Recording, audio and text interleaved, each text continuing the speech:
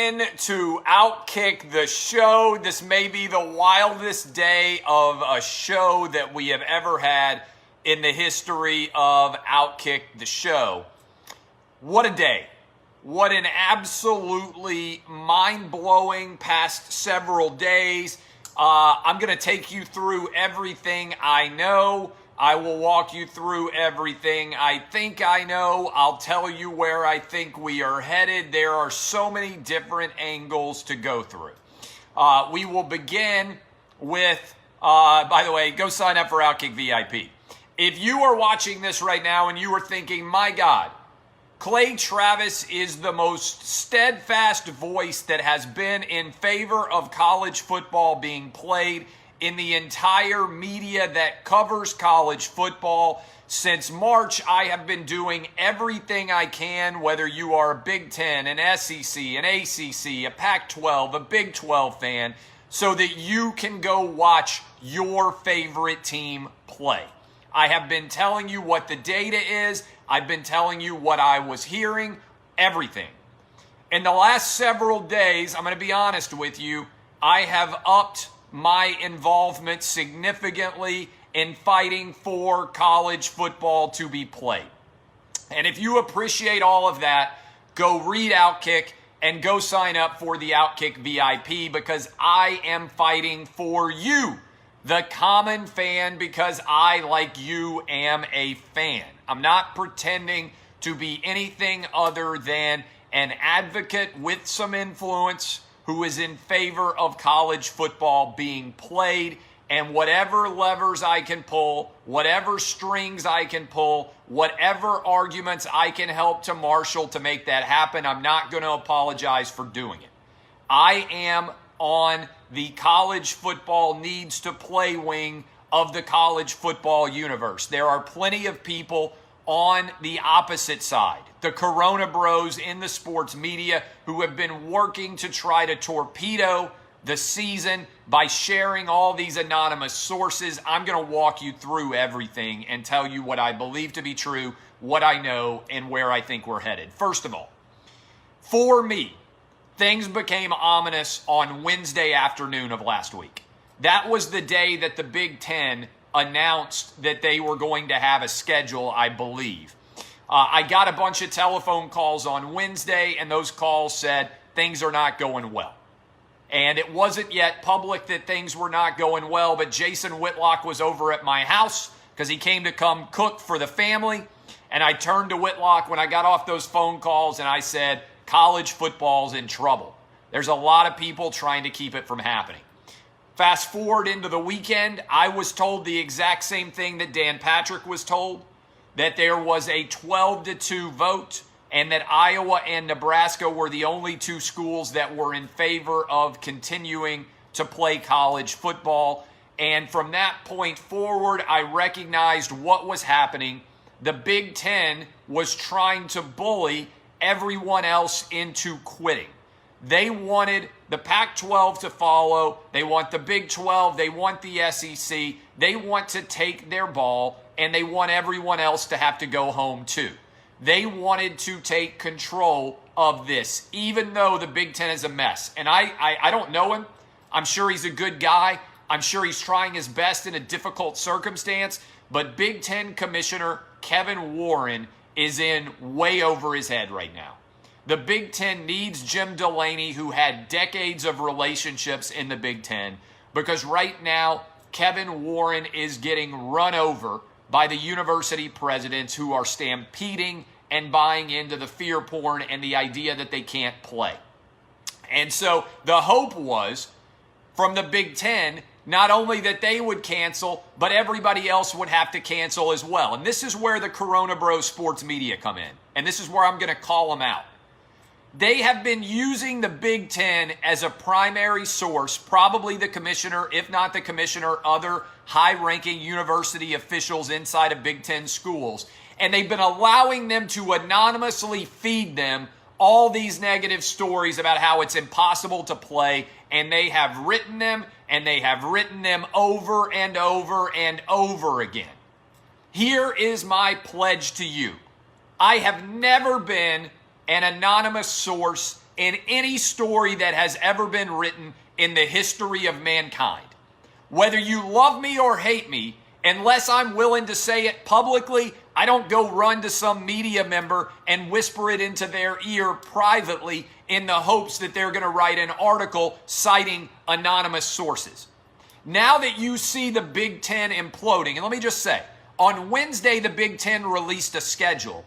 On Thursday, Kevin Warren, the commissioner of the Big Ten, whose son plays on Mississippi State in the SEC, said that he thought it was safe for his son to play. By Saturday, the Big Ten's trying to sabotage the entire college football season. And look, I am, all the Big Ten fans watching right now and listening, I empathize with you because Jim Harbaugh, Ryan Day, James Franklin, Scott Frost, we could go through the entire roster of Big Ten coaches. All of them feel blindsided and lied to, just like the fans do, over this whipsaw. How do you release a schedule on Wednesday while you are keeping our players training as hard as they can in the hot summer sun for a season, and then try to cancel it 3 days later? What kind of leadership goes from putting out a schedule and then 3 days later deciding that you are going to totally wipe out the schedule? What kind of failed leader does that? I'll tell you, the Big Ten commissioner. This is an abject failure and unmitigated disaster on his watch, and I wonder, on some level, whether or not he is actually going to end up getting fired, because I got to give credit. Trevor Lawrence, Justin Fields, innumerable different college football players stepped into the fray and said, we aren't going to go down without a fight. We are not going to allow university presidents who we don't even know to come in and try to take away our season. Good for all of these athletes. Trevor Knight, Justin Fields, all of them out there for starting the hashtag WeWantToPlay. Okay? This is a big deal because, as I wrote yesterday, as this battle was beginning, I said if they shut down college football for the fall, they are not going to actually be able to play in the spring. March Madness is going to get wiped out for another season. All fall sports are going to cease to be played. And I'm making the same arguments I've been making from the get-go. It is safer. It is safer on campus for these athletes than it would be if they were not playing sports. They're getting tested regularly. They've got highly trained medical professionals everywhere, and they are preparing for a safer season than we've ever seen before. And all these Corona bros out there in the media, oh, we can't play. Oh, it'd be terrifying. Are you kidding me? Oh my God, how would we ever be able to play? The same way that every other sport is playing, you bunch of panty waste. The same way that Major League Baseball is playing. The same way the NFL is going to play. The same way the NBA is playing. The same way MLS is playing, and the PGA and the LPGA and the NWSL and the MLS and the horse racing and the boxing and the UFC. Every other sport under the sun can figure it out. College football can figure it out. They play on a campus beside the best hospitals in their states. And you're telling me they can't figure out a way to play safely? This is lunacy. All right? Every single Corona bro out there who has been running around whining about how you can't play, you're all a bunch of losers. Okay? If you don't ever want to leave your house again, that's your right. If you are insistent that the world can't even start until there's a vaccine, you can have that opinion, but your fear should not dictate whether I can work, whether my kids can go to school, or whether my kids can play sports. My kids are going back to school this week. My kids are starting to play sports this week. If all of that can happen, then all of these idiots out there arguing against sports and against college sports in general need to stand up and get their ass kicked like is happening right now. And let me just tell you this right now. What I have been telling you is finally happening. The vast majority of athletes, coaches, administrators, all of them agree with me. They don't agree with the Coronabros by and large, but they stayed silent because they were afraid of getting attacked if they went public with optimism and the fact that they believed they could play. And now with the season on the brink, they finally said, we've had it, we're going public. And I don't know that they would have done it without the leadership of the players themselves, who I think you have to give tremendous credit, and the families. The families are parents like I am a parent, and they look at the data and they understand that their kids are not at significant risk from the coronavirus. College kids are more likely to die driving to campus than they are from the coronavirus. College kids are more likely to die from the flu than they are from the coronavirus. College kids are more likely by far to die from murder or suicide or alcohol poisoning or overdosing. All of these things are far more realistic and deadly threats to college kids. I wish we could eliminate risk. I wish we could all be immortal. But the Corona Bros don't understand that if you say if we can only save one life, then we have to do it. That's wrong. Because in the process, you're losing more than you are actually gaining. And this is absolutely driving me insane. I can't tell you how gratified it has been to suddenly see all of the silent majority out there, all of the sports fans who have been afraid of the Corona Bros, all of the media members, all of the players, all of the coaches, all of the administrators finally come rolling out. Look, I've been critical of Jim Harbaugh. Fantastic letter that he wrote. I've been critical before of a lot of different coaches that have come out and said the right thing. And I got to give props to Greg Sankey here. Let me continue with what I believe to be true, okay? The SEC pushed back the start of their season to September 26th. Why did they do that? I criticized it somewhat. Their rationale is pretty smart. They believe with all of the college kids coming back on campus now, that there is going to be a spike in positive tests on many college campuses. They believe that with these kids coming back now, that spike will begin to decline by Labor Day, which is when they want to make a decision about being able to go into fall camp and officially get ready for the start of the season on September 26th. They also have built in a large number of potential bye weeks.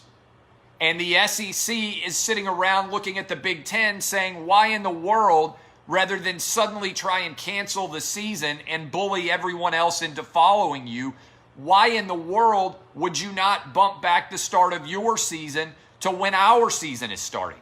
Why would you not model your season on ours, start September 26th, finish on, I think it's December 21st with your title game, play the playoff after that? Why would you not follow that lead? Why would you on Wednesday release a schedule, Thursday say you feel comfortable with your own son playing, and then Saturday suddenly try to cancel the entire season and force everyone else to follow your lead? This is a failure of epic magnitude by Big Ten Commissioner Kevin Warren and his university presidents.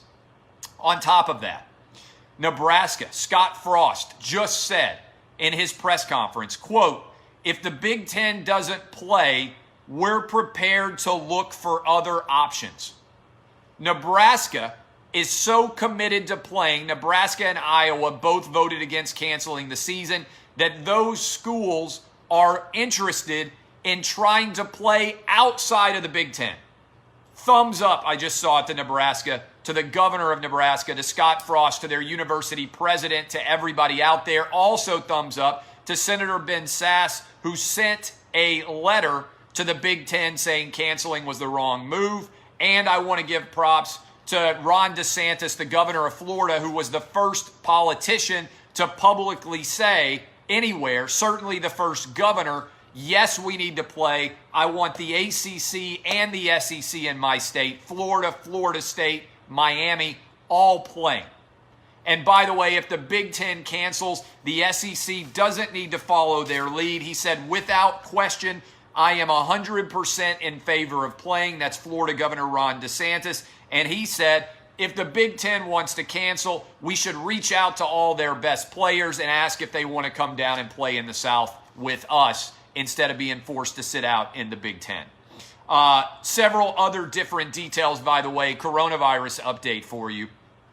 Ron DeSantis came on the show with us, said COVID treatments were down 30% in Florida ERs since the peak, that 26% of all beds have remained available in hospitals, 20% of all ICU beds. And so for the Coronabros out there who were convinced Florida was going to be an unmitigated disaster, think again.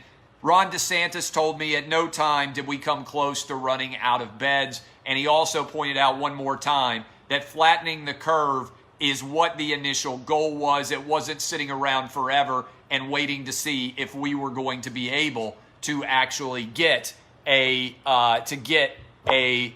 vaccine. And so I think as you look through all this, the South has ridden through the worst of the coronavirus. All of the cases are declining. South Carolina, Florida, Tennessee, Alabama, Mississippi, Texas, all of the states in the SEC are declining rapidly now. By the time we get to Labor Day, they are going to completely have declined in a massive amount. And by the way, Ron DeSantis said he hoped to have crowds present at FSU, UF, Super Bowl, all of the different games that are going on.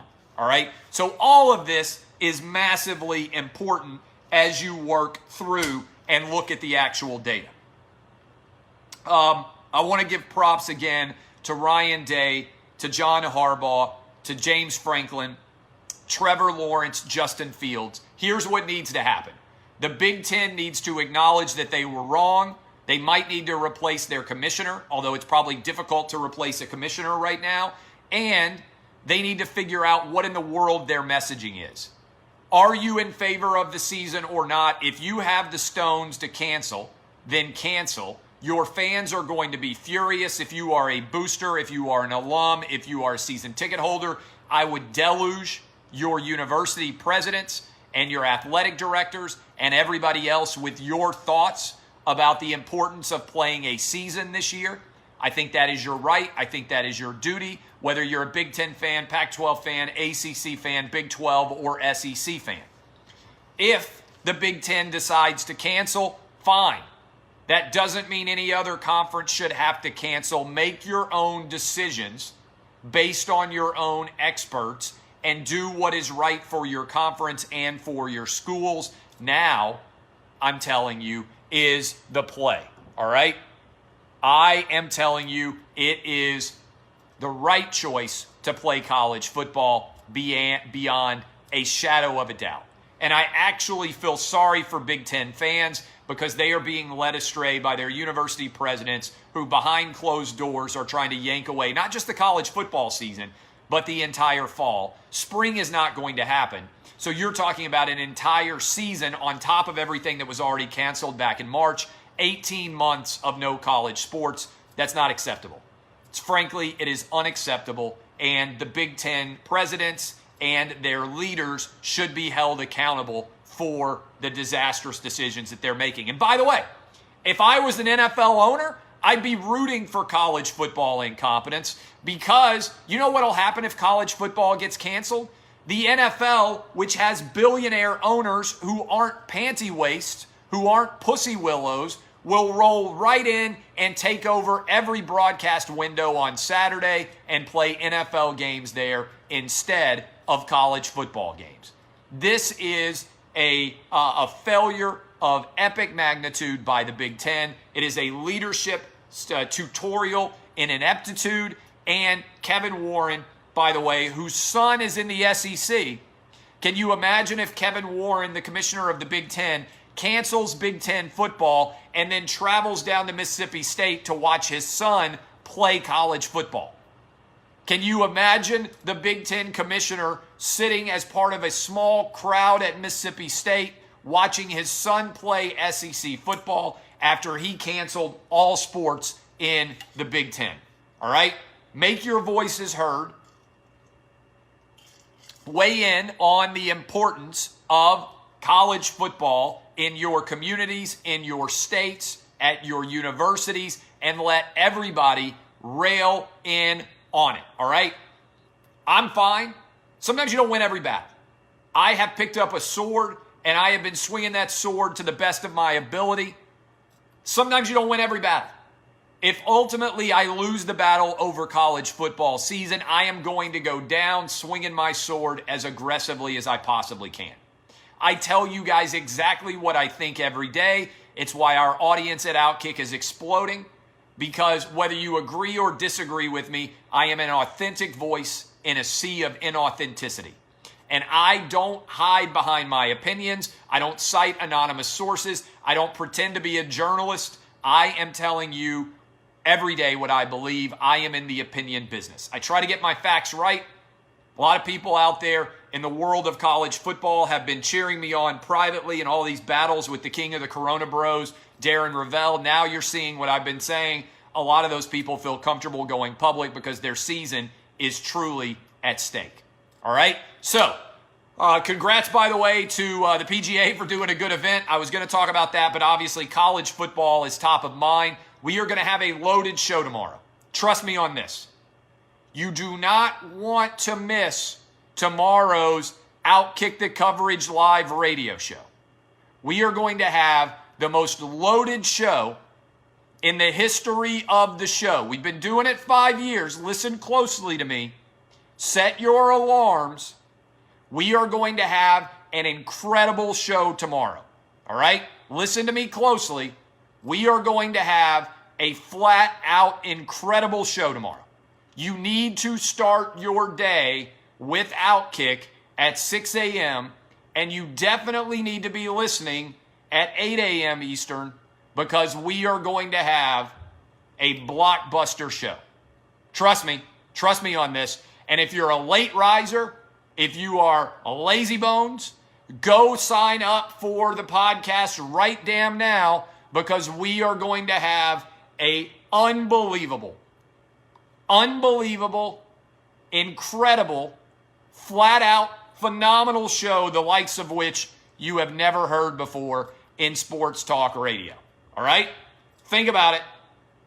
Make sure that you listen. It's going to be amazing. Starting at 6 a.m., make sure you're there. I'm telling you, you're going to have a holy crap moment. Just listen. Trust me. Have I ever led you astray? Maybe the answer is yes, but the answer is not yes on this particular incident. I'm telling you, the most loaded show in the history of Outkick. All right? The most loaded show in the history of Outkick. You're not going to want to miss it. Just telling you. Not going to want to miss it. Put it in your calendar. Be there. Be square. A lot happening. A lot happening on tomorrow's Outkick the show, Outkick the Coverage. Tomorrow morning, all 50 states, Sirius XM Channel 83. Stream it at foxsportsradio.com. Download the podcast. All right. I love all of you. It's going to be huge. My name is Clay Travis. DBAP, unless you need to SBAP. I will talk to you tomorrow. I'll be live on FS1 in just a little bit. I appreciate all of you. This is Outkick the show. DBAP, unless you need to SBAP. Kisses. See y'all. Bye. Love you. Love you, Facebook. I'm telling you, it's gonna be huge. Don't miss it. Tomorrow, radio program. I'll be on FS1 here in a few minutes too. See y'all.